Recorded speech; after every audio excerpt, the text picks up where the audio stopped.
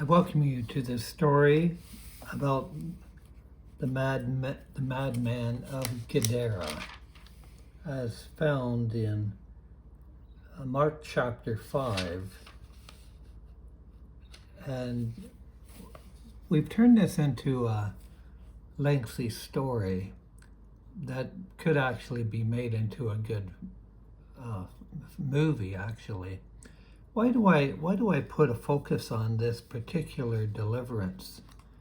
Because this really impacted the ministry of Jesus in a very big way. It must be understood in context. We see all the region, they knew of who this man was. They knew what his problem was. And that he was, as the scripture defines him, he was a person of almost legendary notoriety, you could say. And his family had lost him. He had lost his mind and he became full of the devil. But the Bible says that Jesus, after he delivered him, he asked Jesus if he could go with him, but Jesus said, "No, go into to the towns and cities and tell everybody how the Lord has showed great mercy to you." And the Bible said that this is interesting, that the Bible said that he went everywhere. He went to different towns and cities to share his testimony of what the Lord had done and how the Lord had brought him deliverance. It said that he went into the region of Jordan and parts of Syria to tell everyone he met about what Jesus had done. He really had an impact. And it says after when he had done this, went to these different towns, all the people marveled. And then the next verses it says, after Jesus returned from across the lake, a huge crowd of people quickly gathered around him on the shoreline. In other words, word got out that, hey, if this Jesus, if he could bring salvation or deliverance to this guy, and he was very well known to be a mad, insane man, like if he could do a miracle for him, maybe he could help me. In other words, it really was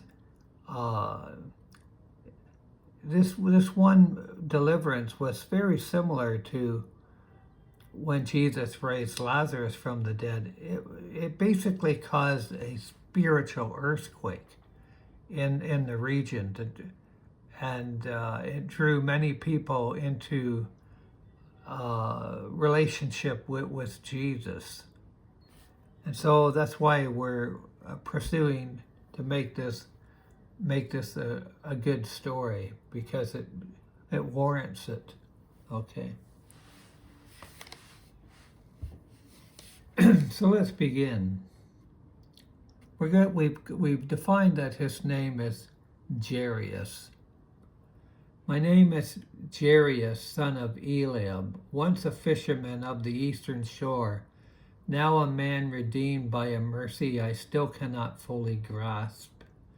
I tell you my story, not as one who boasts, but as one who weeps at the memory of what I became and what I lost before the day the storm brought Jesus to my shore. If you had known me as a boy, you would not recognize the creature I became. I grew up in a small village nestled between the hills of the Decapolis and the restless waters of the Sea of Galilee. The lake was our life blood, silver fish flashing in the dawn, the creak of oars, the laughter of children racing along the pebbled beach. My father taught me to mend nets before I could count to 10. My mother sang psalms while she ground barley, her voice soft as the morning mist. We were not rich, but we were whole. I remember the first time I slipped away from the village to explore the tombs carved into the limestone cliffs beyond the olive groves. The other boys stared at me, whispering that the old burial caves held treasures of the dead, coins from forgotten kings, and bronze lamps still warm from ancient hands. I went alone, heart pounding with the thrill of a forbidden adventure. The air inside was cool and heavy with dust and myrrh. I found nothing but shadows and silence.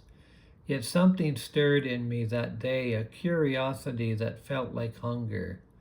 I told no one. I returned the next week and the week after. The tombs became my secret kingdom. Years passed. I grew tall and strong, my hands calloused from ropes and oars. I fell in love with Miriam, daughter of the village potter. Her eyes were the color of the lake at twilight, and when she laughed, the whole shore seemed to brighten. We spoke of marriage under the fig tree behind her father's house. I promised her a home of our own, children who would fish with me, a life rooted in the simple rhythms of water and work and worship. She believed me. I believed myself. But the hunger never left. It began small, as most darknesses do. I would lie awake at night staring at the reed ceiling, my mind wandering to things I should not have entertained. The Roman soldiers who passed through our village, arrogant and loud, their armor gleaming, spoke of power, of gods who demand no restraint. I listened, I wondered. At the market, merchants from the distant cities sold small idols carved of ebony and ivory. Baal and Ashtoreth, nameless spirits said to grant strength, pleasure, and knowledge. I laughed at first, then I lingered. Then I bought one, a small bronze figure with hollow eyes, and hid it beneath the floor mat in my sleeping corner. I told myself it was harmless, a curiosity, just a trinket. But at night I would turn it in my hands and let my thoughts drift to what it represented. Freedom without limits, desire without shame, power without accountability. I meditated on anger toward the tax collectors who bled us dry. I nursed bitterness towards neighbors who prospered while we scraped by. I replayed imagined slights until they festered. I fed my mind on that which was neither true nor noble, neither right or pure, neither lovely nor admirable. I opened a door in the spirit I did not know existed. The first whisper came one evening as I sat alone by the water's edge. I started to hear voices. A voice not my own slivered into my thoughts. You are weak. They all see it. Take what you want. No one will stop you. I shook my head and I blamed the wind. I said, no, this just imagining this. But the voice returned night after night, growing bolder. Sometimes it spoke in my father's tone, sometimes in different ways. I began to argue with it, then I began to agree. The change was gradual, then sudden. One Sabbath I refused to go to the synagogue. My mother pleaded, and I shouted at her. I lost my temper. My father tried to reason, and I shoved him aside, and Miriam came to me with tears, begging me to tell her what troubled me. I looked into her eyes and felt nothing but rage at her goodness, at her purity, at everything I could no longer touch. I told her to leave me. She did. The next morning her father came with 2 elders. They spoke of cleansing prayer. I mocked them, and they left. That night the voices became a chorus. I began to hear more. I no longer slept in my father's house, and I wandered, and I ate what I found, rotten figs and fish heads left by the fishermen, roots dug from the hills. My clothes tore, I did not care. My body grew thin, then strangely strong. Men tried to bind me with ropes, and I broke them. They tried chains from the blacksmith's forge. I snapped the links as though they were thread, like iron shrieking in protest. Night and day among the tombs I cried out, wordless howls that carried across the waters and made mothers pull their children inside. The villagers feared me. Children once ran to greet me, now they ran away. Men threw stones when I approached the pass. Once a group of youths, boys I had fished with, surrounded me with clubs. I roared and they scattered. Their fear fed something inside me. The voices laughed. Only one place gave me a measure of quiet, a deep cave higher in the cliffs hidden behind the thorn thicket. I crawled inside when the sun burned too hot or the voices grew too loud. There in the dark, fragments of the old Jairus sometimes surfaced.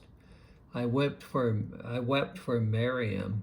I wept for my mother's face when I last saw it, etched with sorrow and terror. I wept for the boy who once chased dragonflies along the shore. But the tears never lasted. The chorus would rise again, drowning my own voice. My family disowned me publicly. My father stood at the village gate and declared, "This is no longer my son." The words cut deeper than any stone. I hid in a cave for days, screaming until my throat bled. I begged the voices to stop. They only laughed louder. I don't know then that I had opened the door of the kingdom of darkness. I did not know that every wrong meditation, every yielding to a bitterness and lust and pride had been an invitation. I thought I was strong enough to contain it, but I was wrong. The storm was coming, the one that would change everything. But first I had to descend deeper into the abyss that I had chosen. The storm came without warning, as storms do on that Sea of Galilee. The sky turned the color of bruised iron, wind whipped the waves into a white fury. From my cave high in the cliffs, I felt it before I heard it. The air sickening, the voices inside me rising in a fevered chant. They sensed something coming, something dangerous, something they hated. I crawled to the mouth of the cave and looked down. The lake boiled. Waves crashed against the rocks below like hammer blows. Lightning split the darkness, and in its flash I saw it, a small boat, fragile as a leaf, fighting its way toward the shore. Men bent over the oars, one figure standing at the bow, at the bow, calm and impossibly calm, while the others clung to the sides in terror. The voices screamed in unison, "Turn back, he must not come here." I laughed. It was not my laugh, it was theirs. A jagged barking sound that echoed off the tombs. I stood naked save for filthy rags, the wind tearing at my skin. My body felt electric, alive with unnatural powers. I began to run down the narrow goat path over jagged stones that should have cut my feet to ribbons, but they did not. The voices drove me forward, urging me to meet this intruder, who was Jesus, to destroy him before he could reach us. By the time the boat scraped the bottom of the gravel beach, I was already there. He stepped out first, the others stayed back, eyes wide. Rain lashed at his face, but he did not flinch. His eyes found mine across the storm, steady and searching as though he saw not the monster, but the man buried beneath the layers of ruin. I ran at him, not to attack, not yet, but drawn by a force stronger than the demon, stronger than myself. I fell at his feet, knees striking the wet stone so hard I felt the jolt in my spine. The voices shrieked inside my head. What have we to do with you, Jesus, Son of the Most High God? The words tore from my throat, but they were not mine. I implore you, by God, do not torment me. He looked down at me, no fear, no disgust, only sorrow and something deeper, something that pierced me like light through cracked stone. What is your name? He asked quietly. The answer came not from me, but from the demons within. My name is Legion, and for we are many.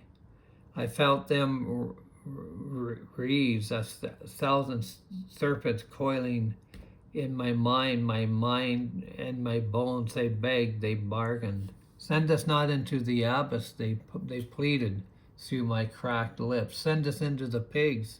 Let us go into the swine. Nearby on the hillside, a large herd of pigs rooted and grunted, oblivious.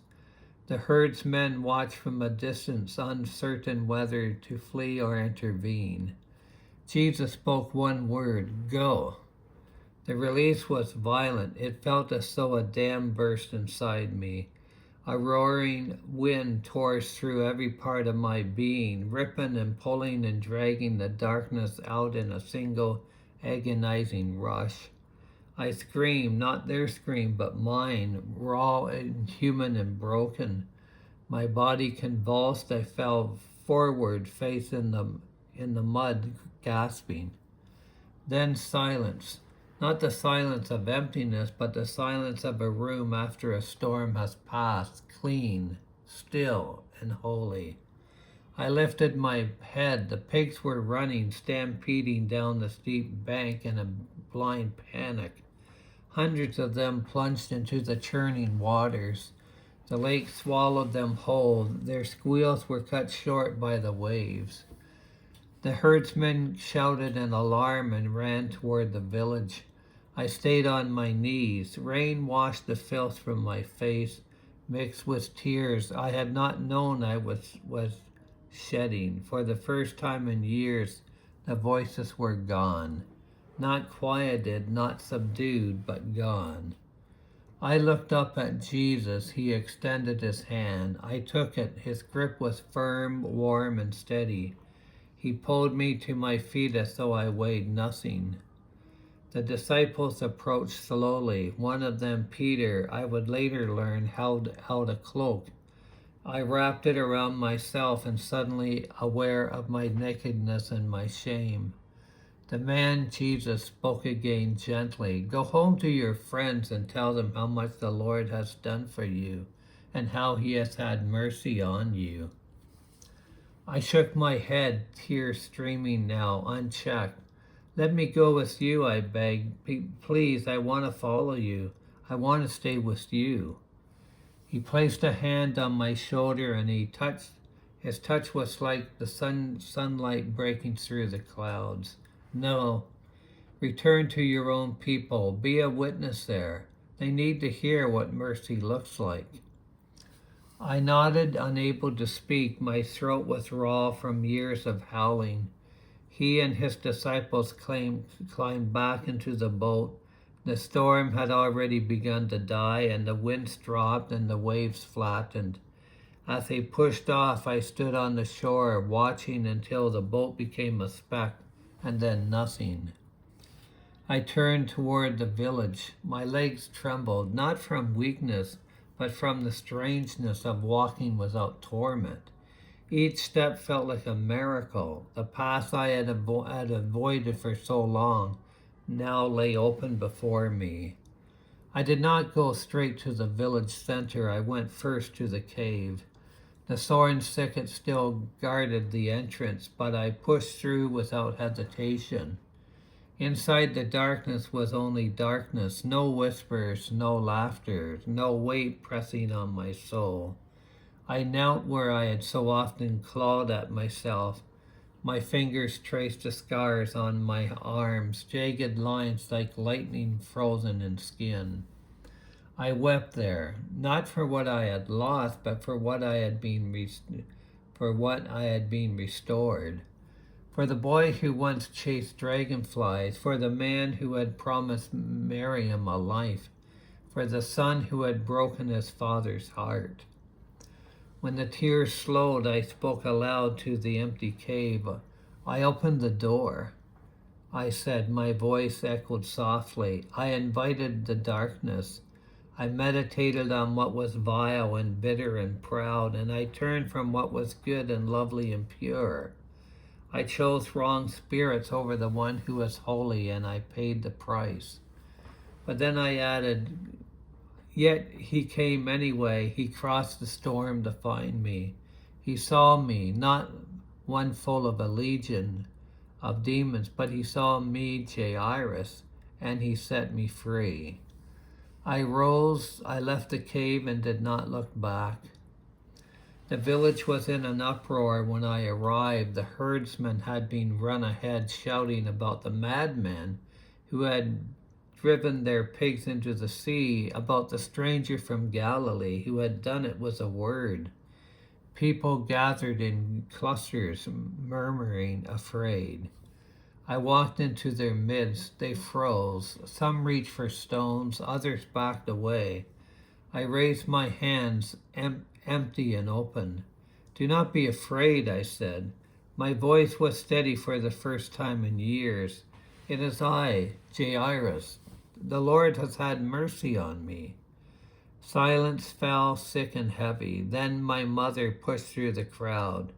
She was older than I remembered, and her face lined with grief that had aged her beyond her years. She stopped a few paces away, staring as though I were a ghost. Mother, I whispered. She ran to me then, heedless of the mud on my cloak, the scars on my arms, and she threw herself against me, sobbing into my chest. I held her as tightly as I dared, afraid I might break her with the strength that still lingered within me. Behind her, my father appeared. He did not move at first. His eyes searched mine, looking for the madness, the rage. Finding only tears, Father, I said, I am sorry for everything. He crossed the distance in 3 strides and embraced us both. His shoulders shook. I felt his tears on my neck. The crowd began to murmur again, not in fear now, but in wonder. Word spread quickly. People from neighboring towns, from the Hippos, from Gadara itself. They wanted to see the man who had lived among the tombs, who had broken chains no one else could break, and who now stood clothed and in his right mind. I told them everything. I told them of the small choices that led to my great fall, of the idol I had hidden, of the thoughts I had fed until they grew into monsters, of the door I had opened to the kingdom of darkness with my own hands. I told them of the storm, of the boat, of the man who stepped onto our shore and spoke peace to my chaos, Jesus. I told them of his mercy, unearned, undeserved, and unstoppable, and they listened. Some believed, and some walked away shaking their heads, but none could deny what their eyes saw. A man once lost, now found. We'll continue this with part 2. Thank you.